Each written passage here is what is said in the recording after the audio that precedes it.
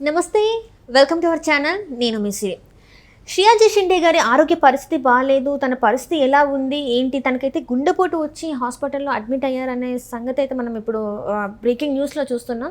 So అసలు ఏమై ఉంటుంది ఏంటి, సో ఈ అంశాన్ని మనకు వివరించడానికి మనతో పాటు ఉన్నారు ప్రముఖ సినీ క్రిటిక్ దాసరి విజ్ఞాన్ గారు.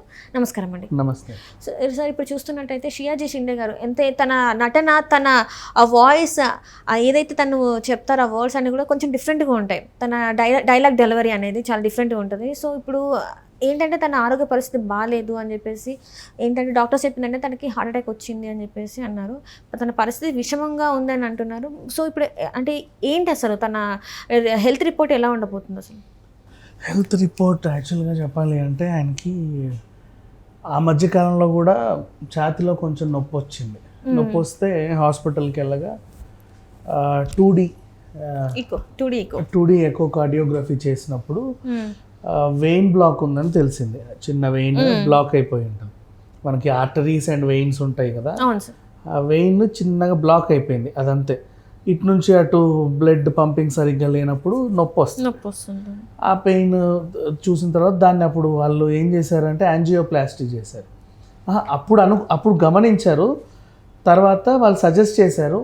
ఈ నిన్నగాక మొన్న మళ్ళీ నొప్పి అధికమయ్యేసరికి ఇంకో వెయిన్ బ్లాక్ అయింది. యాంజియోప్లాస్టీ చేశారు. ప్రజెంట్ అయితే ఆరోగ్యం నిలకడగానే ఉంది, ప్రాబ్లం అయితే ఏం లేదు. మళ్ళీ కూడా బ్లాక్ అయ్యే ఛాన్స్ కూడా ఉండొచ్చు, చెప్పలేము. ఇంకా శ్రేయాజీ షిండే గారి గురించి మాట్లాడుకుంటే ఆయన 2001 నుంచి ఉన్నారు ఇండస్ట్రీలో. అప్పుడెప్పుడో మరాఠీలో నాటకాలు వేసేవాడు అనమాట. మరాఠీలో నాటకాలు వేసే ఆయన్ని తెలుగులో ఇంట్రడ్యూస్ చేస్తే ఆ స్లాంగ్, ఇప్పుడు మన వాళ్ళందరికీ ఒక్కొక్కరికి ఒక డిఫరెంట్ స్లాంగ్ ఉంటుంది. ఇప్పుడు కొండవలసకి ఒక స్లాంగ్, తెలంగాణ శకుంతలకు ఒక స్లాంగ్, ఏవిఎస్కి ఒక స్లాంగ్, మన సుధాకర్కి ఒక స్లాంగ్, అండ్ అలాగే వేణుమాధవ్కి ఒక స్లాంగ్. అదేంటో ఇట్లా డిఫరెంట్ స్లాంగ్ ఉన్న వాళ్ళు ఎవరు ఇప్పుడు మన మధ్య లేరులే. అండ్ ఉన్నారు చాలామంది, ఒక్కొక్కరికి ఒక్కొక్క స్లాంగ్. మన తెలుగు భాషకి అనుకుంటా ధర్మవరం సుబ్రహ్మణ్యం ఒక స్లాంగ్, జయప్రకాష్ ఒక స్లాంగ్. ఇప్పుడు మనం కానీ ఇన్ని మాట్లాడుకున్నామా, వీళ్ళు ఎవ్వరు మన మధ్య యాక్చువల్లీ చెప్పాలి అంటే. అండ్ శ్రేయాజీ షిండే ఆ స్లాంగ్ వల్లే ఆయన హిట్ అయ్యాడు. ఆ స్లాంగ్ వల్ల ఆయన మెయిన్ విలన్గా రాణించాడు, కమెడియన్గా రాణించాడు, క్యారెక్టర్ ఆర్టిస్ట్గా రాణించాడు, సీరియస్ పాత్రలోనూ నటించాడు.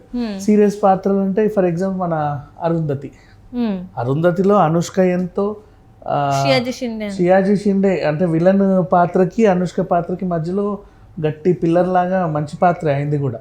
క్లైమాక్స్ వరకు ఉన్నాడు కదా. పోకిరిలో చూసుకుంటే మనకి అలాగే ఎక్కడ చూసినా he's a very good actor.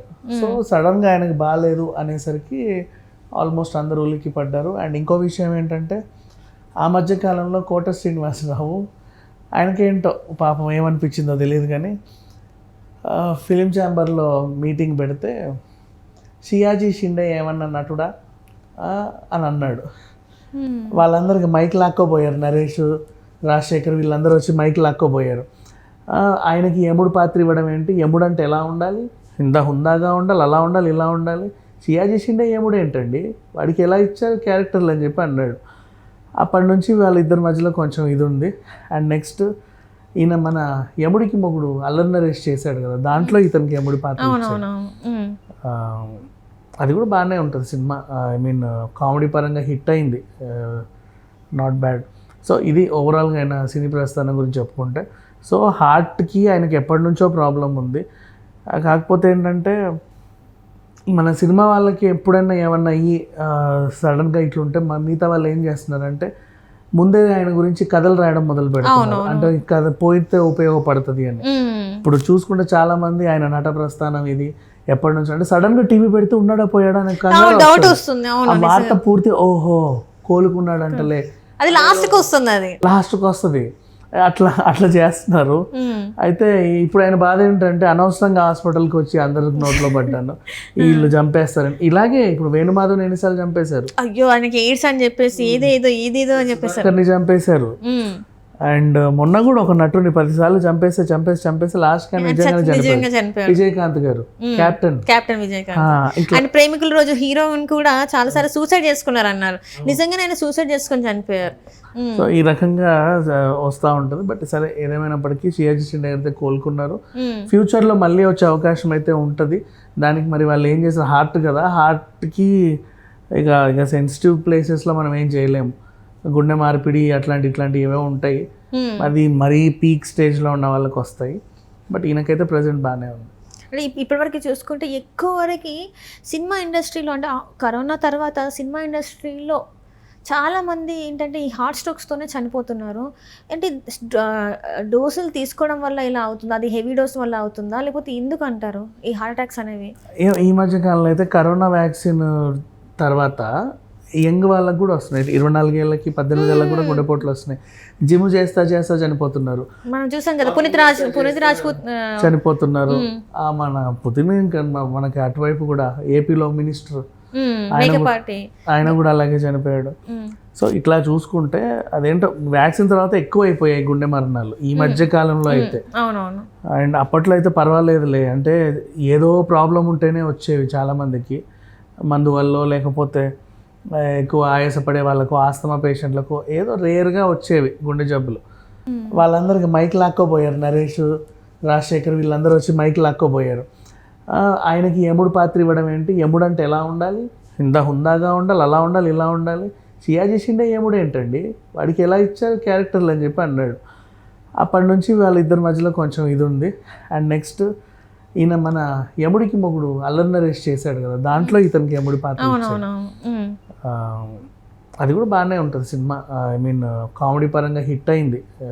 అది కూడా ఒక ఏజ్ అయిపోయిన వాళ్ళకి వచ్చే 40 పైన 50 పైన పడ్డ వాళ్ళకి.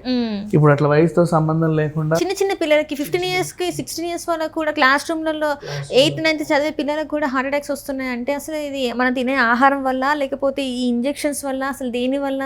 అంటే ఇప్పుడు ఒకప్పుడు ఉన్న ఫుడ్ ఇప్పుడు లేదు. నీకు జనాల్లో చూస్తుంటే రైస్ వండుతున్నావు కదా రోజు, మనం తింటున్నాం రోజు. ఒకప్పుడు మనం చిన్నప్పుడు ఇంట్లో తిన్న రైస్ అయితే ఎలా ఉండదో మనకు తెలుసు. ఇప్పుడు అవి ఏంటంటే కడిగేటప్పుడే తెల్లబడిపోతున్నాయి, ఇంకా ఉడకబెట్టాల్సిన అవసరం లేదు. అట్లా అంటే ప్రతిదీ కల్తీ అయిపోయింది. ఎలాగో పండిస్తున్నారు, మనం కూడా కొనేస్తున్నాం. అంటే జనాలు కూడా పెరిగిపోయారు అనుకోండి, సప్లై అలాగే ఉంది, డిమాండ్ అలాగే ఉంది. అయినప్పటికీ వీళ్ళ వల్ల అవ్వట్లా, అందుకే కల్తీ ఎక్కువ అయిపోయింది. బయట తినే ఫుడ్స్ ఎక్కువయ్యాయి, కొత్త ఫుడ్లు వచ్చేసాయి. ఇంటర్నేషనల్ ఫుడ్ మార్కెట్స్ అన్నీ మన దగ్గరకు వచ్చేసాయి. ఇంకా చెప్పాలి అంటే వీళ్ళకి నటీనటులకు అంటావా పాపం రోజు షూటింగ్ ఫుడ్డే. వీడు అక్కడి నుంచి తెస్తే వీడు ఏం చేస్తాడంటే డబ్బులు మిగిల్చుకోవడానికి అదేంటిది 100 రూపాయలు ఖర్చు పెట్టే దగ్గర 50 రూపాయలే ఖర్చు పెట్టి నాసిరకమైన ఫుడ్లు తెస్తారు వీళ్ళ జేబులో డబ్బులు పోవడానికి. వాళ్ళు అవి అలాగే తింటారు, నీట్ క్యారేజ్లో ప్యాక్ చేసి పంపేసరికి వాళ్ళు అవే తింటారు. అలా కూడా ఆరోగ్యాలు పాడైపోతూ ఉంటాయి.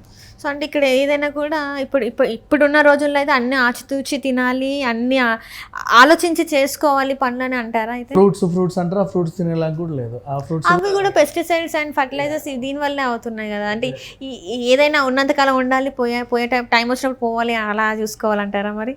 అంతే, అలాగే ఉంది పరిస్థితి. రైట్ అండి, right. Thank you so much అండి.